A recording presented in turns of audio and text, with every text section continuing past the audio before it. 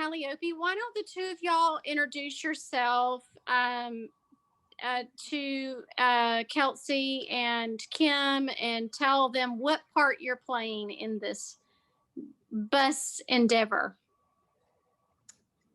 Okay. Well, I am Tara, and I am working on the programming part of it. That is the content and the art making portion of it. So, and then Shelley, did you share any of the images of the pages with everyone? I did.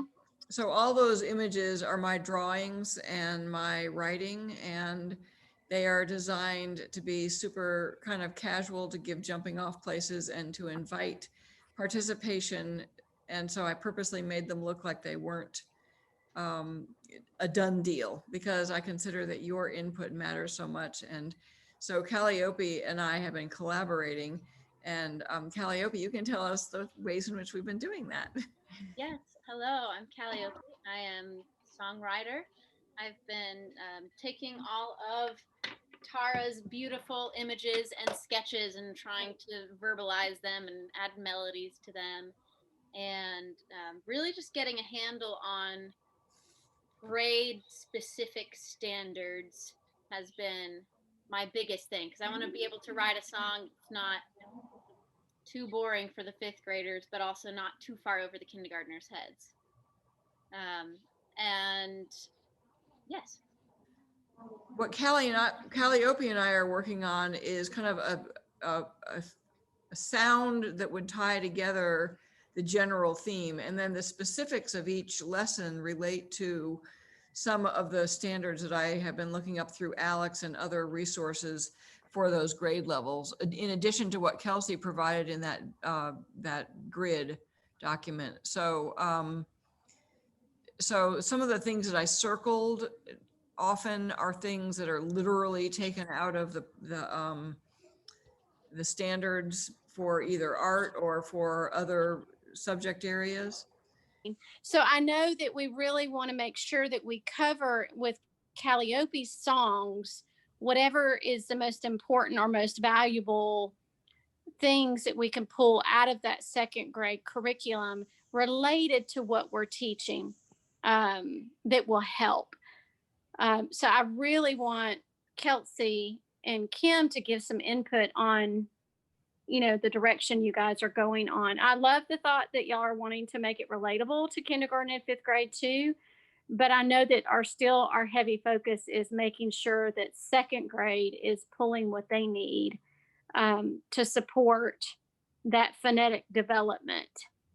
I'm just going to go ahead and sing it for you guys, if that's okay. We'd love for you to. Yeah, I'm not going to play along because I feel like that will muddy all of the words, and that's the important part. So I was sharing with you, Shelley, I was trying to do the verses more toward the older kids, and then the other things I'll just show you instead of explaining. So shapes and lines, what do they define? A map is more than just pictures, it can help us find right where we are, where we've been, and where we're going. Plan your route well, and soon you'll arrive. And then the chorus goes, I'm looking at this map on my lap, can't take a nap till I know where we're going. Gotta use my thinking cap, no more yap, yap, yap, till we know what's happening. From a bird's eye view, me and you and I can anticipate the journey and all the things we may find. And then second verse, I was thinking something along the lines of northeast, southwest is kind of like up, down, right, and left. But I feel like that might be digressing from the literacy point of this all. So any thoughts so far? Horizontal and vertical are second grade words. So you can definitely go up, down, across, left, right, definitely. Well, and I would say from a reading standpoint, one of the things that we talk about in kindergarten and first grade that they struggle with is concept of print. We talk to them about we read from top to bottom and from left to right. So if you, so it's still valid. And kindergarten students struggle with transitional words in general. And so, they're still only 5 and 6 years old. And so they struggle with behind the desk or below the desk or, get behind that student or in front of that student. They still struggle with those transitional type words. So I think incorporating them could be powerful, especially if you had hand motions even with them of left to right, up to down, and front, behind, that type of thing. Because that is something that we do know. And like she said, with concept of print also. Yeah, different lessons, different content areas. Like this particular lesson does not have a lot of behind and in front, but another one does. Right. Like the architecture one does, but we can talk about that late in a minute. Mm-hmm. So we have a bunch of different concepts that we've kind of melded. I mean, Calliope and I went through this entire set recently and have gone back and forth about it a little bit. So we have, when you look at the overview, you'll see that the content kind of comes in for that. But I love those prepositions, the location things. That's really good. Oh no, I think we're lost. Well, don't get yourself too worked up about it just yet. Let's check our maps to make sure we're on the right path. Shapes and lines, what do they define? A map is more than just pictures. They help us find right where we are, where we've been, and where we're going. Plan your route well, and soon you will arrive. We're looking at this map on my lap. Can't take a nap till we know where we're going. Gotta use our thinking cap. No more yap, yap, yap till we know what's happening. And from a bird's eye view, me and you, it's you and I, can anticipate the journey and all the things we may find. Oh, from the north to the south we move vertically. From the top to the bottom, just like we read. Left to the right, just like west to east. Do you see the map's legend? It is the key to understanding. This map on our lap, can't take a nap till we know where we're going. Gotta use our thinking cap. No more yap, yap, yap till we know what's happening. And from a bird's eye view, me and you, it's you and I, can anticipate the journey and all the things we may find. Oh, yeah. Did you know there's not just one right way to go? We could find. Oh, wow. I'm really glad we consulted our maps. I thought we were lost because all the landmarks look different than last time. Yeah, but isn't it cool? There's so many different adventures we can go on to get to the same exact place. That's the beauty of using a map. There's not just one right way to go.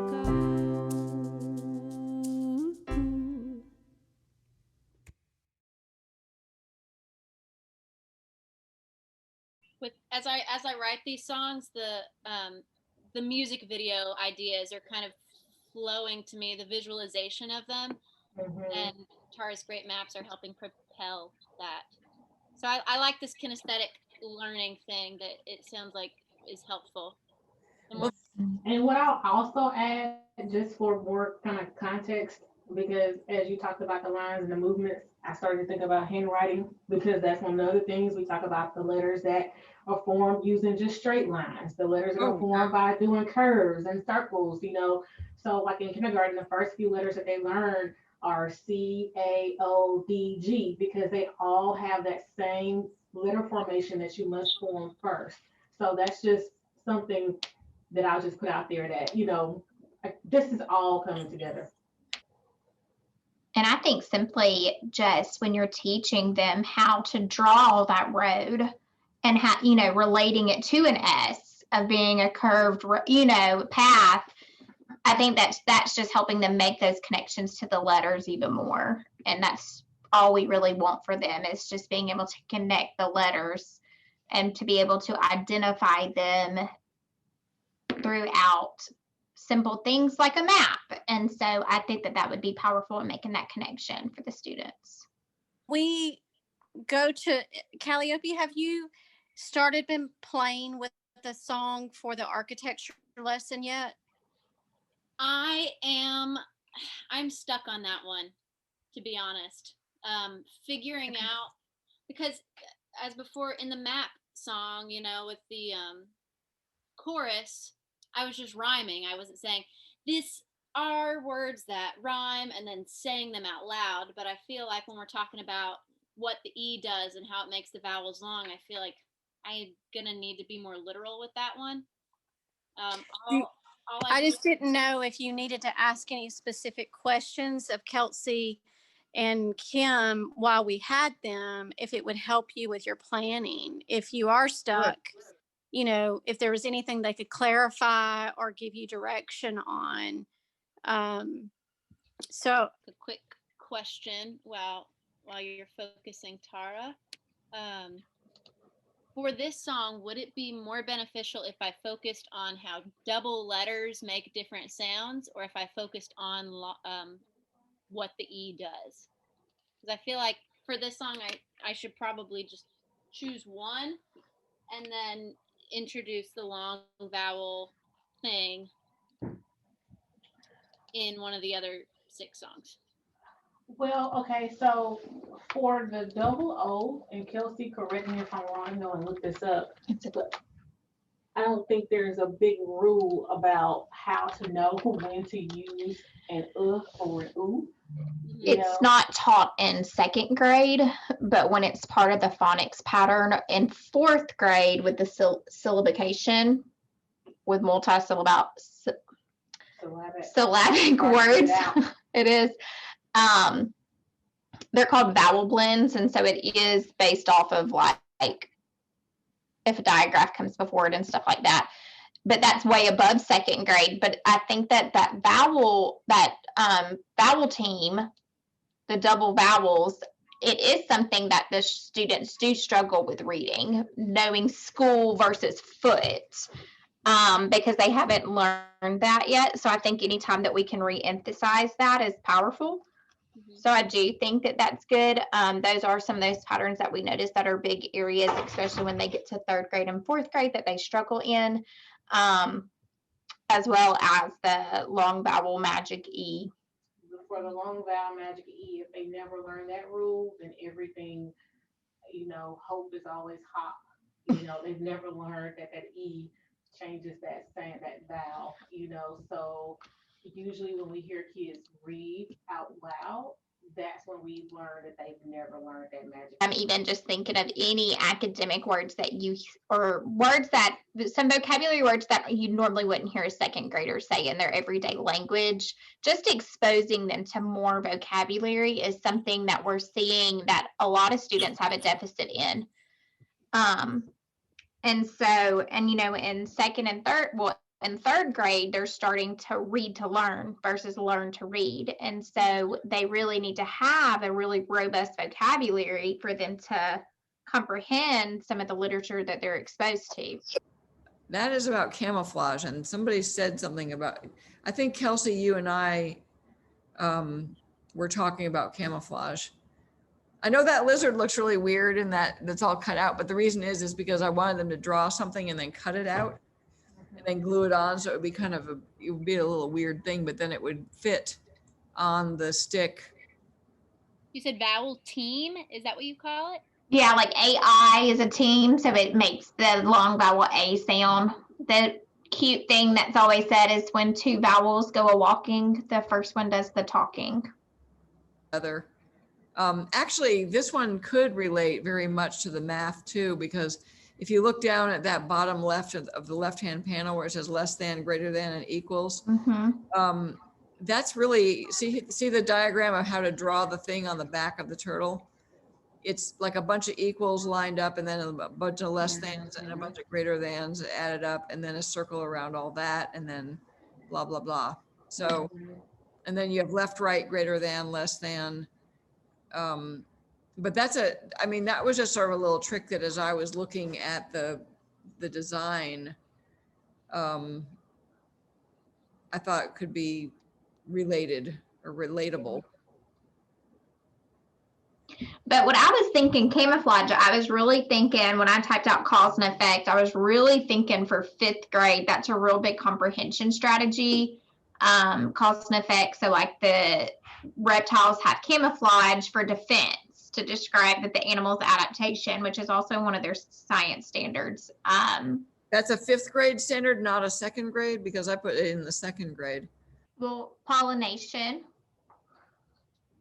Yes, that is one. That is a word, a 2nd grade word. That's why I circled it, because it was right in the standards in something. This is the water cycle is what it looks like. I mean, you could talk about the water cycle with, you know, I see some of the lines are making me think of water cycle even.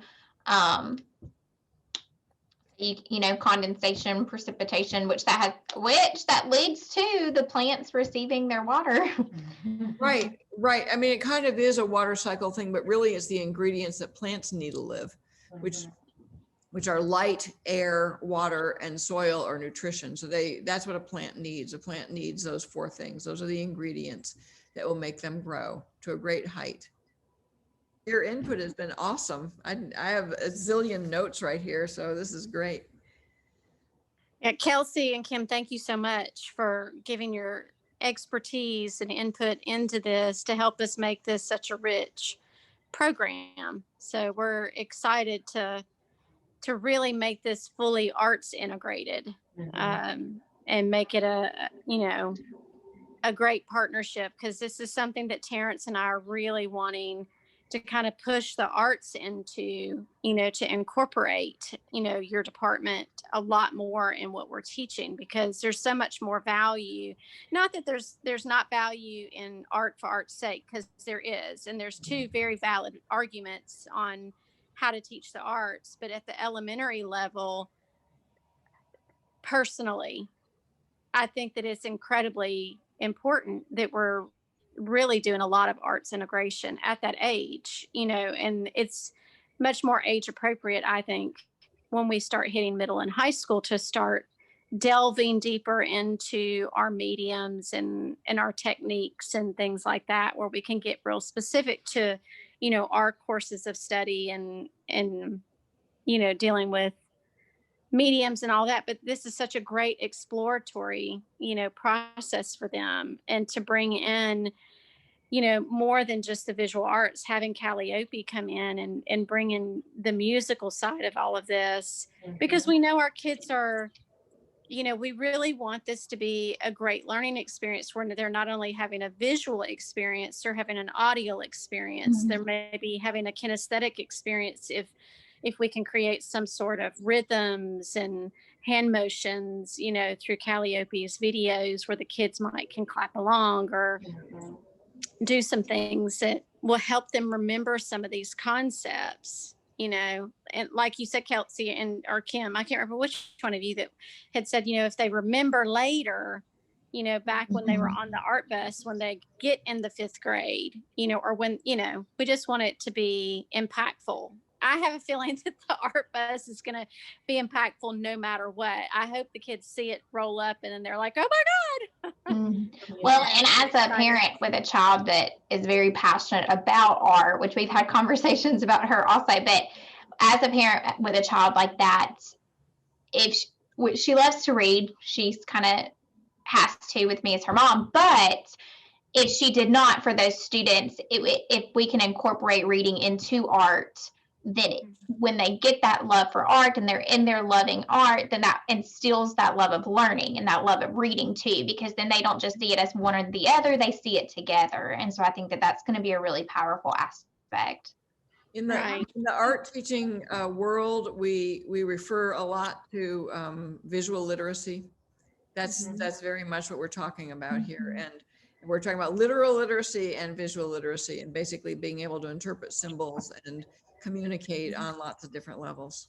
Yeah, I think it's almost lost to people who don't know that world exists, you know. And I'm speaking, you're talking about your daughter, I'm speaking as a daughter of a my father was an art major and taught art, you know, at the high school level. And I just, you know, think of all the times I've read or all the places where we've visited and we've seen, you know, different structures, different buildings. And if it wasn't for the foundation that he gave me, I wouldn't even recognize or would be able to appreciate what I see, you know, Right. or when I read, I can't visualize when they talk about certain terms because, you know, you don't get exposed to it a lot, or, you know, it's not at the top of everybody's list, like you were saying earlier, Shelley. So, Yeah. and I think about the kids that when they're reading, they get these passages, they take these state tests. I mean, it's not about like what they do every day. It's about someone who took a trip to a museum, or it's about, you know, it's things that they haven't experienced yet. So I think this is going to be really good. I do too. Absolutely. My hope for this whole thing is that it inspires curiosity. And we need that so much these days. That's all been removed. What if? What if? What if? I know. If only, if only.